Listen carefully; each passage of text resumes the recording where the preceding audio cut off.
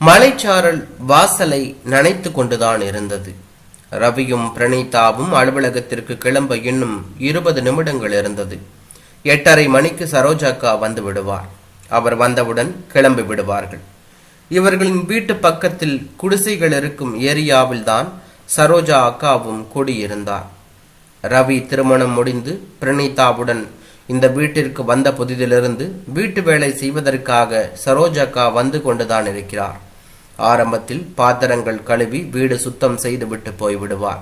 அதற்கு மாதம் 2000 ரூபாய் கொடுத்தார்கள். பிறகு பிரணீதா கர்ப்பமானவுடன் சமையல் பொறுப்பையும் சரோஜாக்காவை எடுத்துக்கொண்டார். உப்பு காரம் தூக்கலான அவரது சமையலுக்கு 2 பேருமே அடிமையாகி கிடந்தார்கள். தம்பி, இன்னைக்கு வரும்போது எலுமிச்சம்பழம் வாங்கி வந்துடுங்க, பாப்பாவுக்கு வாந்தி நிற்கிறதே இல்லை என்று ரவி அலுவலகம் கிளம்பும் போது சொல்லி அனுப்புவார். மாலையில் மறந்துவிட்டு வந்து விடுவேன். இரவு 8 மணி ஆரம்பித்தாலும் கூட மெயின் ரோட்டில் இருக்கும் நாடார் கடை வரைக்கும் சென்று சரோஜாக்காவை வாங்கி வந்து விடுவார். புள்ள பெத்துக்கு ஆசைப்பட்டா மட்டும் போதுமா கண்ணு என்று நக்கல் அடிக்கவும் தவற மாட்டார். வாழ்க்கை வசந்தமாக இருந்து கொண்டுதான் இருந்தது. கர்ப்பமாக இருக்கும் மகளை பார்த்து கொள்வதற்காக பிரணீதாவின் அம்மா வந்திருந்தார்.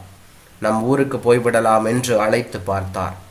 இன்னும் 2 மாதம் ஒர்க் ஃப்ரம் ஹோம்மா, முடிச்சுட்டு போயிட்டா டெலிவரிக்கு அப்புறம் 6 மாதம் வரைக்கும் லீவ் இருக்கு என்று பிரணீதா மறுத்து விட்டான். பிரணீதாவின் அப்பா ஹோட்டலில் சாப்பிட்டு உடம்பை கெடுத்து கொள்வார் என்று அவளது அம்மா கவலைப்பட்டார். வீட்டிலிருந்து வேலை செய்வதை எங்கிருந்து வேண்டுமானாலும் செய்யலாம் தான். ஆனால் அவர்கள் ஊரில் இன்டர்நெட் கனெக்டிவிட்டி நல்லபடியாக இருப்பதில்லை. அரை மணி நேரம் சிக்னல் கிடைக்கும், அப்புறம் கட் ஆகிவிடும். 10 நிமிடம் போராடினால் திடீரென்று கனெக்ட் ஆகும். அதனால் இங்கேயே இருப்பதுதான் நல்லது என்று பிரணீதா நினைத்தாள். ரவியை வருட கணக்கில் பிரிந்து இருக்கவும் அவள் விரும்பவில்லை என்பது இன்னொரு காரணமாக இருந்து வந்தது.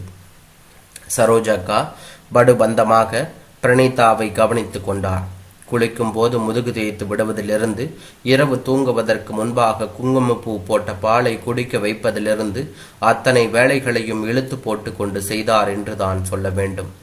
பாப்பாவும் என் புள்ள மாதிரி தாமா, நான் பார்த்துக்கிறேன், நீங்க ஊருக்கு போயிட்டு வாங்க என்று சரோஜாக்கா சொன்னபோது பிரணீதாவின் அம்மாவிற்கு கண்ணீர் கசிந்தது. யாரும் பார்க்காமல் துடைத்து கொண்டார். 1 வாரம் வரைக்கும் இருந்துவிட்டு சரோஜாக்காவிடம் மீது இருந்த நம்பிக்கையின் காரணமாக அவரும் ஊருக்கு கிளம்பி விட்டார் என்று தான் சொல்ல வேண்டும். அடுத்த 2 மாதங்களில் சரோஜாக்கா இவர்களின் இன்னொரு குடும்ப உறுப்பினராக ஆகியிருந்தார். தன்னை விடவும் பிரணீதாவை சரோஜாக்கா தான் அதிகமாக கவனித்துக் கொள்வதாக ரவிக்கு தோன்றியது. அந்த மாதத்திலிருந்து சரோஜாக்காவுக்கு 6000 ரூபாயாக கொடுக்க தொடங்கினான். அக்கா பிரணீதா பிரசவத்துக்கு போன பின்னாடியும் எனக்கு சாப்பாடு செஞ்சு வீடு சுத்தம் செஞ்சுட்டு போங்க, பணத்தை பற்றி கவலைப்படாதீங்க என்றான் ரவி. ஒருத்தருக்கு சாப்பாடு செஞ்சு போட்டு வீடு சுத்தம் செய்யறதுக்கு 6000 ரூபாய் அதிகம் தம்பி என்ற போது ரவி மென்மையாக முறுவலோடு நகர்ந்து விட்டான். பிரணீதாவுக்கு சிசேரியன் நடந்தது. ஒரு முறை மருத்துவமனைக்கு சென்று பார்க்க வேண்டுமென சரோஜாக்கா விரும்பியதால் ரவி தனது காரிலேயே அழைத்து சென்றான். பாப்பாவுக்கு ஒன்றும் பிரச்சனை இல்லை தம்பி, அந்த காலத்தில் ஆப்ரேஷன் எல்லாம் கிடையாது, ஆனால் இப்போ எல்லாம் சகஜமாயிடுச்சு என்று தானாகவே கேட்டு தானாகவே தேற்றி கொண்டிருந்தார். 4 மணி நேர பயணத்திற்கு பிறகு பிரணீதாவை பார்த்தபோது சரோஜாக்கா உருகி போனார். குழந்தையை அதை விடவும் கொஞ்சினார். ரவியை உரித்து வைத்திருப்பதாக சொன்னபோது அவனுக்கு பெருமையாக இருந்தது. இவர்கள் 2 பேரையும் கூட்டிக் கொண்டு போய் நான் கவனித்துக் கொள்கிறேன் என்று அடக்க மாட்டாமல் சொல்லிவிட்டார். பிரணீதா சிரித்து கொண்டே இன்னும் 1 மாதத்தில் வந்து விடுவதாகவும் சொன்னாள் அவள். பிரணீதாவையும் குழந்தையையும் பார்த்துவிட்டு ஊர் திரும்பும் போது சாலைகளின் 2 பக்கமும் வாதநாராயண மரம் பூத்து குலுங்கி கொண்டிருந்தன. குரங்குகள் மரங்களின் கீழாக உற்சாகமாக விளையாடி கொண்டு இருந்தது. மழைக்காலம் இன்னும் 1 மாதத்தில் தொடங்கிவிடும் போலதான் இருந்தது அப்போது அவர்களுக்கு. ஆனால் இவள் தற்போதுதான் வீட்டிற்கு வந்து சேர்ந்தாள். 1 வருடம் ஆகியிருந்தது. ஆகஸ்ட் மாத மழை அவ்வப்போது நிலத்தை நனைக்கப் போகிறது. பிரணீதா 3 மாதங்களாக வேலைக்கு போக தொடங்கி இருக்கிறாள் என்றுதான் சொல்ல வேண்டும். குழந்தையை சரோஜாக்கா தான் பார்த்து கொள்கிறார். அவரது சம்பளமும் 8000 தொட்டு இருந்தது. அவர் வேலை செய்து வந்த மற்ற வீடுகளுக்கு இப்பொழுது போவதில்லை. இந்த ஒரு வீட்டு வேலைதான். காலையில் 8:30 மணி வரைக்கும் வீட்டு வேலைகளை செய்வார்.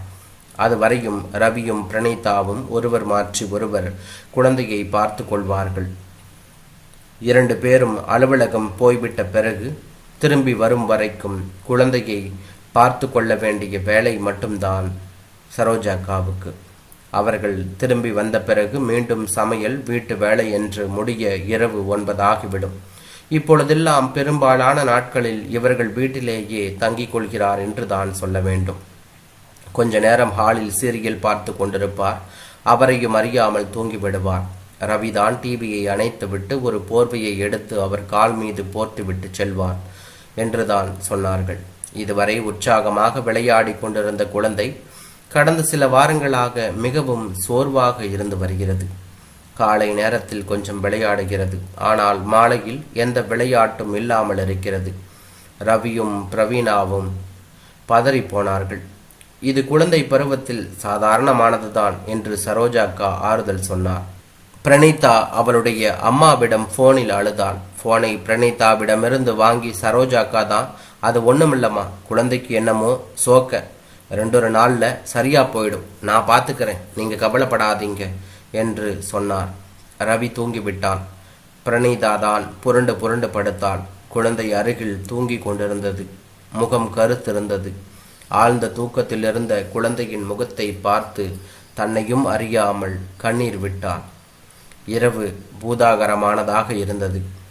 தூக்கத்தை தராமல் அவளை இம்சித்து கொண்டிருந்தது. கடவுள்களை உள்ளூர பிரார்த்தனை செய்து கொண்டுதான் இருந்தாள். மறுநாள் அலுவலகம் கிளம்பும் போது குழந்தை ஓரளவுக்கு உற்சாகமாக இருந்தது. இருவரும் கிளம்பி போய்விட்டார்கள். ஆனால் அலுவலகத்தில் பிரணீதாவிற்கு மனம் லயிக்கவில்லை.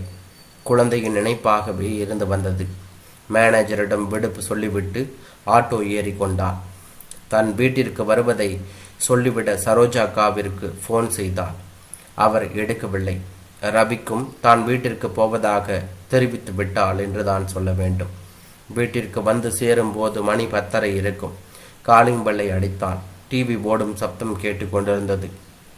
சரோஜாக்கா கதவை திறந்தார்.